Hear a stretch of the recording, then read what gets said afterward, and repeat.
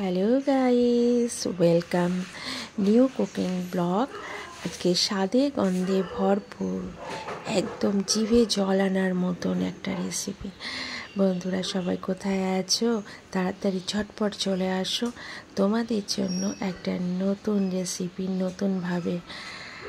প্রথমে কড়াই গরম করে নিয়ে কড়াইয়ে তেল দিয়ে আলুগুলো একটু বড় বড় করে কেটে পরিষ্কার করে ধুয়ে নিয়ে সেই গরম তেলের মধ্যে 1 চামচ একটু লবণ দিয়ে, পরিমাণ মতো লবণ দিয়ে আলুগুলোকে একটু ভেজে নেব। এত বড় বড় আলু কেন কেটেছি সেটা নিশ্চয়ই বুঝতে পারছো। অবশ্যই মাংস রান্না হচ্ছে। হ্যাঁ, কিসের মাংস রান্না হচ্ছে দেখতে থাকো।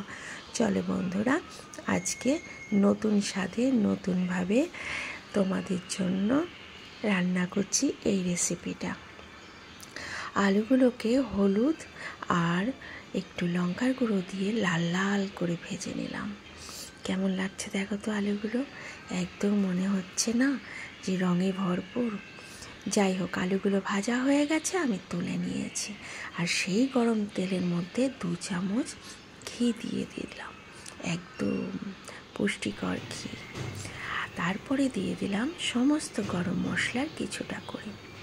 দেখো, গোটা জিরে, তেজপাতা, শুকনো লঙ্কা, গোলমরিচ, দারচিনি, এলাচ, স্টার এলাচ, বড় এলাচ, সমস্ত কিছু দিয়ে দিলাম।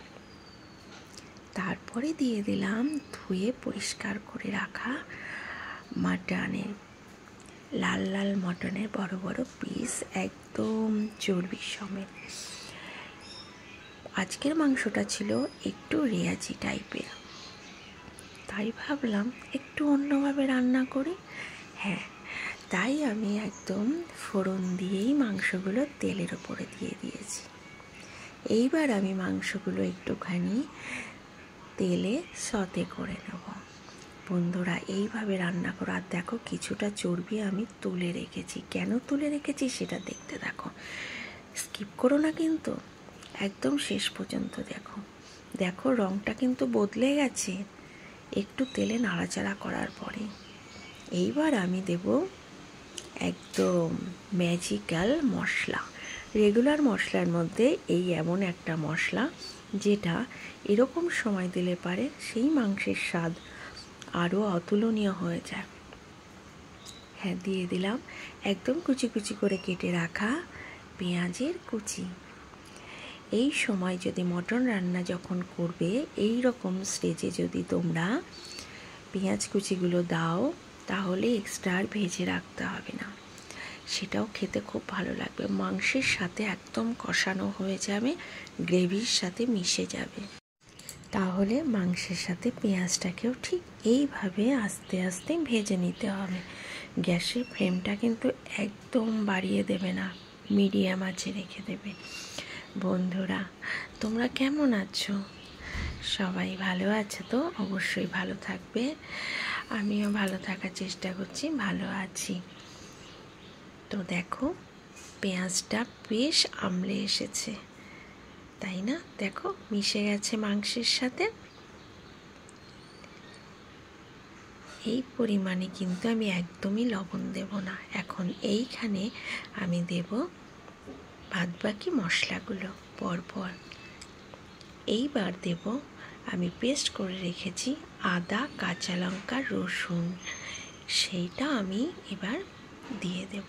আর সঙ্গে দিয়ে দিলাম একটু টমেটো কুচি, ক্যাপসিকাম কুচি দিয়ে ভালো করে মাংসটাকে কষিয়ে নেব।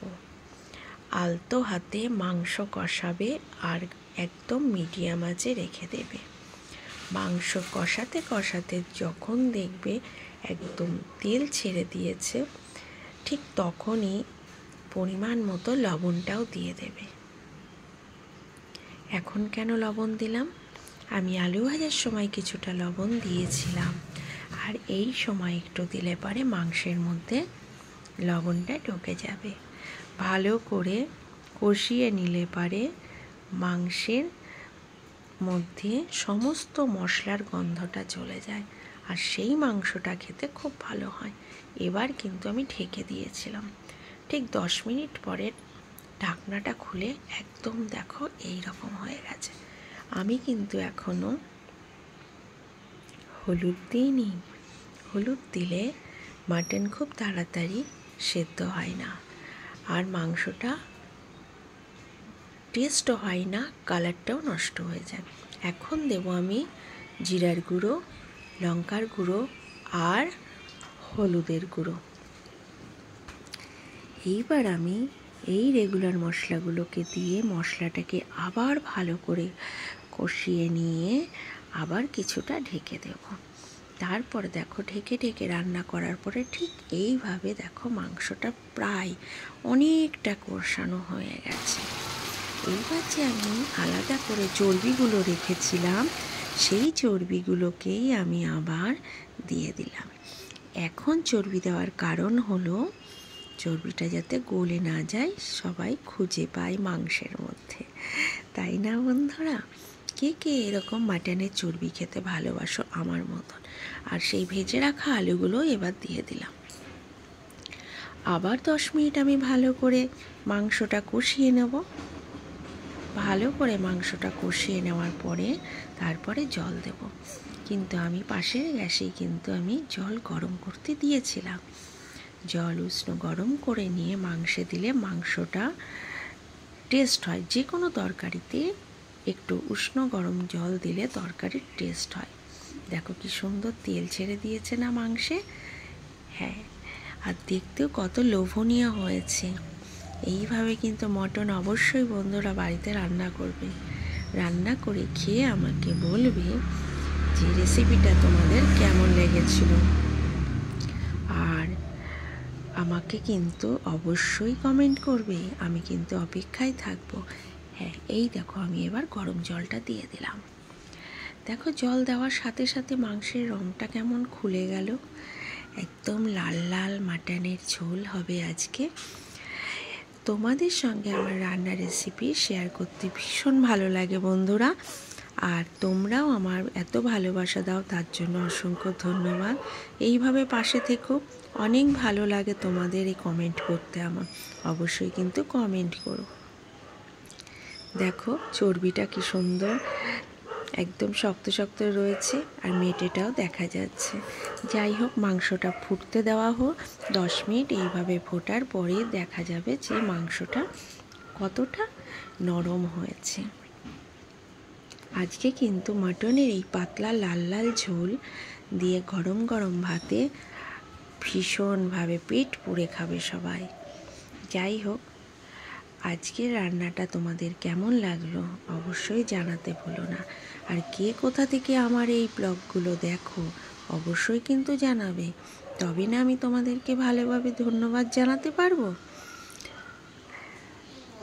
হয়ে গেল আজকে আমার মাটন রান্না, একদম পাতলা পাতলা লাল লাল মাটনের ঝোল। কেমন লাগছে বলো দেখতে? এইবার গ্যাসের ফ্লেমটা একদম কমিয়ে দিয়েছিলাম। দেখো এখন দেখছি মাংসগুলো হাড় থেকে ছেড়ে গেছে, তার মানে মাংস হয়ে এসেছে। এইবার সবাইকে খাওয়ার টেবিলে ডেকে নেব। যে মাংস হয়ে গেছে, একদম ধোয়া ওঠা ভাতের সাথে ধোয়া ওঠা পাতলা লাল লাল মাটনের ঝোল দিয়ে খাবার খেতে খুবই ভালো লাগবে। যাই হোক, আর দেরি করব না, এবার খাবার টেবিলে চলে যাব। রান্না কমপ্লিট, তোমাদেরকে রেসিপিটা বলে দিলাম। এবার তোমাদের দায়িত্ব, তোমরা বাড়িতে রান্না করে দেখবে যে এইভাবে মাটনের পাতলা ঝোল রান্না করলে কতটা লোভনীয় হয়। আর অবশ্যই তোমাদের ফিডব্যাক আমি দেখতে চাই।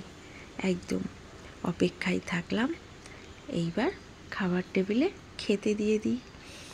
দেখো লাল লাল মাটনের পাতলা ঝোল। চলো এবার খাওয়া দাওয়া সেরে নিই। আর ছেলে আজকে একটু চর্বি খাবে বললো, তাই ওকে আমি আবার 1 পিস চর্বিও দিয়ে দিলাম। ও আমার মতো মাটন খেতে খুব ভালোবাসে। থ্যাংক ইউ আমার সাথে থাকার জন্য, এত ভালোবাসা দেওয়ার জন্য। টাটা, ভালো থেকো সবাই।